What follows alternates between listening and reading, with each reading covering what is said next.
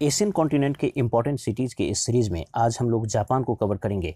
Japan के अंतर्गत जो मुख्य रूप से 4 आइलैंड है, होक्काइडो, होन्शु, शिकोकू और क्यूशू, इसको कवर करेंगे और इसके अंतर्गत आने वाला जो भी महत्वपूर्ण शहर है, जो भी इम्पॉर्टेंट सिटीज़ है, उसको देखेंगे। लेकिन जो सबसे महत्वपूर्ण है वो ये कि इस जापान के सदर्न पार्ट में जो ryukyu आर्किपेलागो है, ryukyu आइलैंड्स है, उसमें कौन सा महत्वपूर्ण आइलैंड आता है उसको देखेंगे। और अभी हाल फिलहाल में चीन के साथ एक विवादित आइलैंड रहा, एक आइलैंड है जो काफ़ी विवादित रहा क्योंकि उसके स्टेटस को, उसके नाम को जापान चेंज करके कुछ अलग कर दिया है, जिस पर चीन आपत्ति करता है क्योंकि उस आइलैंड पर जापान का एडमिनिस्ट्रेशन है लेकिन चीन उस पर दावा करता है। तो उन सारे आइलैंड को भी हम लोग देखेंगे जिससे चीन का विवाद है, जो कि ryukyu आर्किपेलागो के अंतर्गत आएगा। और इस जापान के नदर्न पार्ट में रसिया के साथ जिस आइलैंड पर इसका विवाद है, जो कि क्यूरिल आइलैंड का पार्ट है, तो उन सारे विवादित हिस्से को भी हम लोग इस पार्ट में कवर करेंगे। तो चलिए, अब आपको अपने स्क्रीन पर एक जापान का मैप दिख रहा है। जापान का मैप मूल रूप से जापान जो है 4 पार्ट में बटा हुआ है। तो ये जो आपको एक हिस्सा दिख रहा है जापान का, ये है होक्काइडो। होक्काइडो के बाद ये दूसरा एक पार्ट आपको दिख रहा है, ये है होन्शु। ये है तीसरा पार्ट शिकोकू और ये है चौथा पार्ट क्यूशू। तो जापान जो है मूल रूप से 4 हिस्से में बटा हुआ है। 4 आइलैंड यहाँ पर बड़ा बड़ा है महत्वपूर्ण आइलैंड, एक होक्काइडो, होन्शु, शिकोकू और क्यूशू। अब हम लोगों को नोटिस ये करना है कि किस आइलैंड पर कौन सा इसका महत्वपूर्ण शहर अवस्थित है। तो चलिए एक एक करके हम लोग देखते हैं। जो सबसे नॉर्थ में आपको जो आइलैंड दिख रहा है, उस आइलैंड का क्या नाम है? होक्काइडो। तो हम लोगों को क्या नोटिस करना है कि इस पर कितना शहर है। आप देख रहे हैं 2 शहर मूल रूप से है। जो सबसे पहला शहर ये आपको दिख रहा है, ये है सपोरो। जो होक्काइडो पर पहला शहर है सपोरो, और दूसरा शहर यहाँ पर आपको दिख रहा है हैकोडेट। तो सपोरो पहला शहर और दूसरा हैकोडेट, ये दोनों जो है होक्काइडो आइलैंड पर अवस्थित है। उसके बाद होन्शु शहर जो है दूसरा वाला, इस पर मूल रूप से आप देखेंगे कि कौन सा शहर है। तो देखिए पहला यहाँ पर है आओमोरी, पहला शहर हो गया आओमोरी जो कि होन्शु पर है। दूसरा यहाँ पर आप देख रहे हैं सेंडाई, सेंडाई शहर। तीसरा यहाँ पर आप देख रहे हैं नगानो, ये है नगानो। चौथा शहर यहाँ पर आप देख रहे हैं क्योटो, टोक्यो। और ये हो गया आपको याकोहामा, टोक्यो। उसके बाद याकोहामा, ये हो गया नागोया। यहाँ पर आप देख रहे हैं क्योटो, क्योटो प्रोटोकॉल का नाम सुने होंगे, नागोया प्रोटोकॉल का भी नाम सुने होंगे। ये है ओसाका जो कि इसका काफ़ी महत्वपूर्ण शहर है। और ये है हिरोशिमा। तो ये जितना भी आप शहर देखें, कौन सा? Aomori, Sendai, Nagano, Tokyo, Yokohama, Nagoya, Kyoto, Osaka और हिरोशिमा, ये सारा शहर जो है इसके होन्शु आइलैंड पर अवस्थित है। उसके बाद यहाँ पर शिकोकू पर कोई भी आपको महत्वपूर्ण शहर नहीं दिख रहा होगा और ना उसको करने की ज़रूरत है। और क्यूशू पर आपको 2 शहर दिख रहा होगा, ये आपको है नागासाकी और यहाँ पर है कागोशिमा। तो यहाँ पर आप 2 ऊपर में होक्काइडो पर आप सपोरो और हैकोडेट, ये 2 शहर देखे थे। यहाँ पर आप 9 शहर इस पर देखें जो कि होन्शु द्वीप पर अवस्थित है। और शिकोकू पर कोई नहीं है और 2 यहाँ पर आप देख रहे हैं जो कि क्यूशू पर है। तो टोटल 13 सिटी हम लोग अभी देखे जो कि जापान के इस 4 आइलैंड पर अवस्थित है। अब एक बार आप फिर से इसको ऑब्जर्व कीजिए ताकि काफ़ी अच्छे से याद हो जाए। सबसे पहले हम लोगों को क्या खोजना है? इसकी राजधानी, इसका कैपिटल। तो उसको देखने से पहले आपको क्या देखना चाहिए कि होक्काइडो, होन्शु, शिकोकू और क्यूशू, इस 4 आइलैंड में जो सबसे एरिया के हिसाब से, क्षेत्रफल के हिसाब से जो सबसे बड़ा आइलैंड है वो कौन सा है? दूसरे नंबर का। ये जो है होन्शु आइलैंड, ये एरिया के मामले में इन चारों में सबसे बड़ा है। तो इसको आप ध्यान में रखिए। और जितना भी महत्वपूर्ण शहर है इस जापान का, वो इसी आइलैंड पर अवस्थित है। तो यहाँ पर सबसे पहले हम लोग देखे थे होक्काइडो पर सपोरो और हैकोडेट, सपोरो और हैकोडेट। तो इसको आप तत्काल भूल जाइए। अब हम लोगों को यहाँ से शुरू करना है। जो सबसे इम्पोर्टेंट है क्या? इसकी राजधानी। तो ये रहा इसकी राजधानी टोक्यो, और टोक्यो के ही बगल में यहाँ पर है याकोहामा या योकोहामा। तो ये हो गया ये। लेकिन हम लोगों को नॉर्थ से शुरू करना है। तो होक्काइडो में हम लोग देखे सपोरो और हैकोडेट 2, और टोक्यो याकोहामा को करने के बाद हम लोग होन्शु द्वीप पर सबसे ऊपर में आओमोरी, सेंडाई, नागानो, फिर टोक्यो, याकोहामा, उसके बाद नगोया, यहाँ पर क्योटो है, ये ओसाका है, यहाँ हिरोशिमा है, और ये रहा नागासाकी, और ये कागोशिमा। अगर आपको ये पूछा जाए कि जो सबसे इम्पोर्टेंट है इन सब में किसको निश्चित रूप से याद रख लेना चाहिए, तो एक तो आप इसकी राजधानी याद रख लीजिए, ये है टोक्यो। उसके बाद एक सेंडाई को याद रखिए, एक याकोहामा को याद रखिए, फिर नागोया को याद रखिए, क्योटो को याद रख लीजिए, ओसाका को याद रख लीजिए। कम से कम इस 6 शहर को निश्चित रूप से याद रखना चाहिए। बाकी हिरोशिमा नागासाकी, इस पर एटम बम गिरवाया गया था, अमेरिका के द्वारा गिराया गया था, तो इस वजह से ये इम्पोर्टेंट बन जाता है हिस्टोरिकली। लेकिन मूल रूप से ये 6 शहर ऐसा है जो कि इसका औद्योगिक शहर है और जो किसी न किसी रूप में आपको हमेशा मिलता रहेगा। तो टोक्यो जो कि इस होन्शु द्वीप पर बिल्कुल बीचों बीच है, लेकिन इसके ईस्टर्न पार्ट में है, टोक्यो याकोहामा। बाकी आप फिर से इसको ऑब्जर्व कीजिए ताकि अच्छे से आप इसका खुद से पोजीशन देख सकें। टोक्यो जहाँ पर है ये समुद्र के तट पर है, जो याकोहामा है ये भी समुद्र के तट पर है, नागोया भी समुद्र के तट पर है, जो क्योटो है ये अंदर में है, समुद्र के तट पर नहीं है। क्योटो जो है स्थलीय है, हिस्सा है, स्थलरुद्ध है। ओसाका बिल्कुल ये जो ओसाका आपको दिख रहा है ये भी बिल्कुल समुद्र के तट पर है। हिरोशिमा भी समुद्र के तट पर, नागासाकी भी समुद्र के तट पर, सेंडाई भी समुद्र के तट पर। इसका जो नागानो था, नागानो शहर, ये और यहाँ पर क्योटो, ये दोनों आप देखें जो कि समुद्र पर मूल रूप से समुद्र के तट पर अवस्थित नहीं है। बाकी आओमोरी भी इसका समुद्र के तट पर है, यहाँ पर हैकोडेट भी समुद्र के तट पर है, और सपोरो जो है ये भी समुद्र के तट पर है। तो इस तरह से हम लोगों को इसको ऑब्जर्व करना चाहिए। ठीक है, तो ये जो भी चारों आइलैंड है और जो इसका महत्वपूर्ण शहर है उसको हम लोग कवर किए। अब नेक्स्ट पार्ट पर हम लोग चलते हैं। तो आपको मैं ये बताया कि ये जो चौथा है, लास्ट वाला, ये क्या था? इस आइलैंड का नाम था क्यूशू।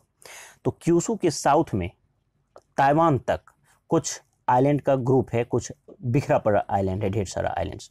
तो उसको ही हम लोग बोलते हैं रियोक्यू आर्कीपेलेगो। ये जो आपको दिख रहा है ये रियोक्यू आर्कीपेलेगो है। तो ये क्यूशू से लेके इस ताइवान के बीच, ये देख रहे हैं आप, ये जितना भी आपको दिख रहा है ये सारा है क्यूशू आइलैंड्स। तो अब हम लोगों को इसको एक एक करके देखना होगा। तो देखिए यहाँ पर जो रियोक्यू आर्कीपेलेगो है इसके विषय में आप जान लीजिए कि जो रियोक्यू आइलैंड है ये नानसेई या नैनसेई आइलैंड्स के भी नाम से जाना जाता है, या इसको ही रियोक्यू आर्क भी बोलते हैं। नानसेई या रियोक्यू आर्क बोलते हैं।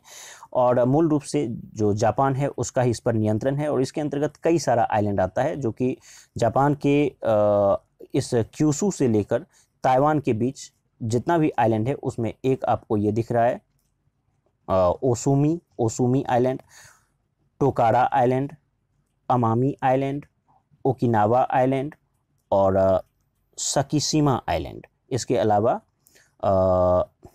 योनागोनी आइलैंड। तो यहाँ पर ओसुमी, टोकारा, अमामी, ओकिनावा, सकीशिमा और योनागोनी, इसका बस नाम याद रखिए। बाकी जो मैप पर जो इम्पोर्टेंट है उसको ही केवल हम लोग देखेंगे। तो यहाँ पर एक आपको आइलैंड यहाँ दिख रहा है, ये जो आइलैंड है ये है याकुशिमा आइलैंड। यहाँ जो आइलैंड है ये है याकुशिमा आइलैंड। एक ये आइलैंड आपको दिख रहा है ये है ओकिनावा आइलैंड, और यहाँ एक आइलैंड आपको दिख रहा है ये है इरिमोट आइलैंड। तो ये तीनों आइलैंड आप जो यहाँ देखिए, Yakushima island, Okinawa island, Iriomote island, ये तीनों ही आइलैंड जो है जापान के डायरेक्टली नियंत्रण में है। उस पर किसी भी तरह का कोई विवाद नहीं है, किसी का कोई दावा नहीं है। लेकिन दावा असली कहाँ से शुरू होता है? ये जो आपको दिख रहा है इस हिस्से से। इस हिस्से का नाम है सेनकाकू आइलैंड, सेनकाकू द्वीप, जो कि जापानी भाषा में है, जापान के द्वारा दिया हुआ नाम है। लेकिन इसी आइलैंड को चीन जो है वो अपने चाइनीज भाषा में इसको डियाओयू आइलैंड बोलता है। तो डियाओयू आइलैंड बोलें या सेनकाकू आइलैंड, ये दोनों एक ही है। और आप देख सकते हैं ये ताइवान के बिल्कुल करीब है। तो ये चीन का दावा है कि ये ताइवान भी उसका ही पार्ट है। तो चूंकि ताइवान का इस पर ऑलरेडी दावा है तो चीन का भी इस पर दावा एक तरह से है। तो आप ऐसे समझिए कि चीन जो है डायरेक्टली इस द्वीप को अपने अधिकार क्षेत्र का हिस्सा मानता है, और जो कि जापान के एडमिनिस्ट्रेशन में अभी फिलहाल ये आता है। तो इस तरह से हम लोग इस बात को देखें कि जो सेनकाकू आइलैंड है, जो यहाँ है सेनकाकू आइलैंड, जो ताइवान के बिल्कुल करीब है, तो चीन के अनुसार ये ताइवान का ही एक हिस्सा है, ताइवान के बगल में है, ताइवान का ही एक पार्ट है, इसलिए इस पर चीन का दावा है, ऐसा चीन का कहना है।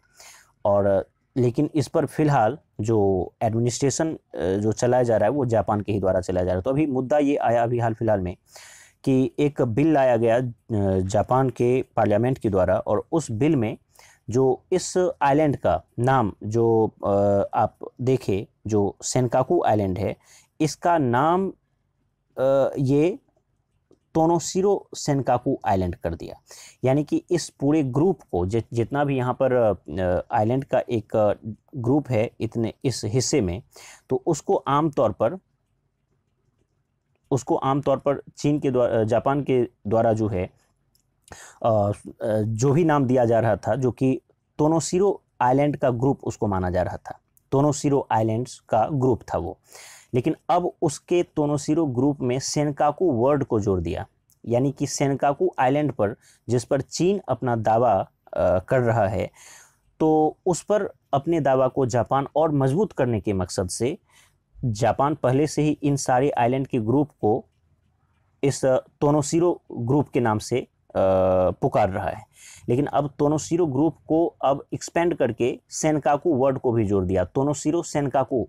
इसको मैं हटा रहा हूँ, फिर से देखिए, इस ग्रुप का जो नाम है, इस आइलैंड का जो ग्रुप है उसका नाम अब ये इस तोनोशिरो से कर दिया है तोनोशिरो सेनकाकू ग्रुप।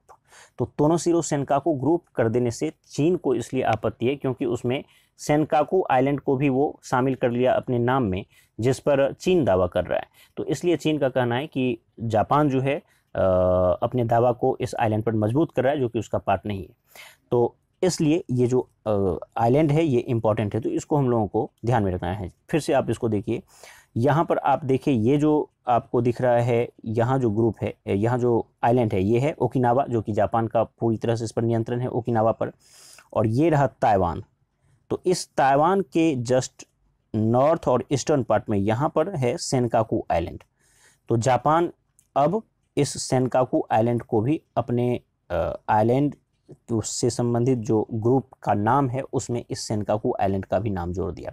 तो फाइनली आपको ये ध्यान में रखना होगा कि अभी वर्तमान में सेनकाकू आइलैंड पर जो एडमिनिस्ट्रेशन है वो जापान का है, लेकिन चीन भी इस पर दावा करता है। तो सेनकाकू आइलैंड, इसको अपने मेमोरी में आप फिक्स कर लीजिए। चलिए, उसके बाद तो ये सारा मुद्दा हम लोग यहाँ पर देखें, तो आपको ये ध्यान में रखना चाहिए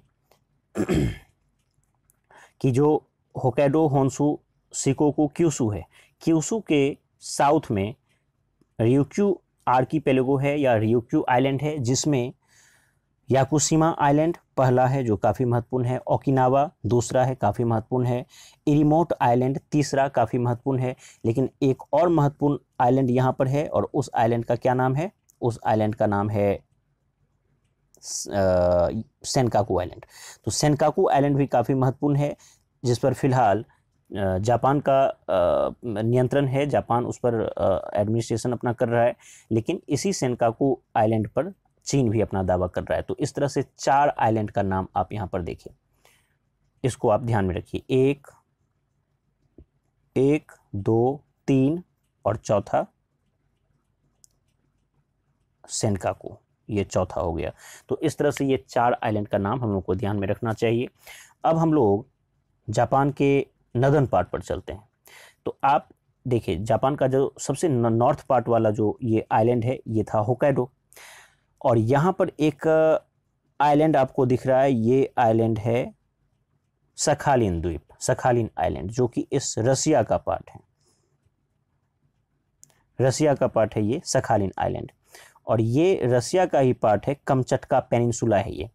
तो होक्काइडो से लेके इस कमचटका पेनिनसुला तक ढेर सारे आइलैंड का एक ग्रुप है यहाँ पर, इसी को बोला जाता है क्यूरिल आइलैंड्स। तो ये है क्यूरिल आइलैंड्स। अब क्यूरिल आइलैंड्स जो है ये जापान और रसिया के बीच विवादित आइलैंड का एक मुद्दा है, जो कि दोनों देश इसके कई सारे आइलैंड पर दावा करता है। तो जिस तरह से आप देखें कि ताइवान के हिस्से तक जो भी आइलैंड है उस पर जापान का एडमिनिस्ट्रेशन था, चीन बस उसके कुछ आइलैंड पर, जिसमें सेनकाकू आइलैंड महत्वपूर्ण है, उस पर वो दावा करता है। लेकिन यहाँ पर बात उल्टी है। बात यह है कि जो क्यूरिल आइलैंड है, जो कि इस होकैडो के ऊपर से शुरू हो जा रहा है और इस कमचटका पेनिनसुला के साउथ तक है। तो इस पर जितना भी आइलैंड है उस पर मूल रूप से रसिया का एडमिनिस्ट्रेशन है, रसिया उस पर अपना नियंत्रण कायम किया हुआ है, लेकिन जापान उस पर दावा करता है। तो जापान और रूस के बीच का विवादित मुद्दा है, विवादित हिस्सा है क्यूरिल आइलैंड। तो अब इसको एक एक करके हम लोग फिर से देखते हैं, ऑब्जर्व करें आप।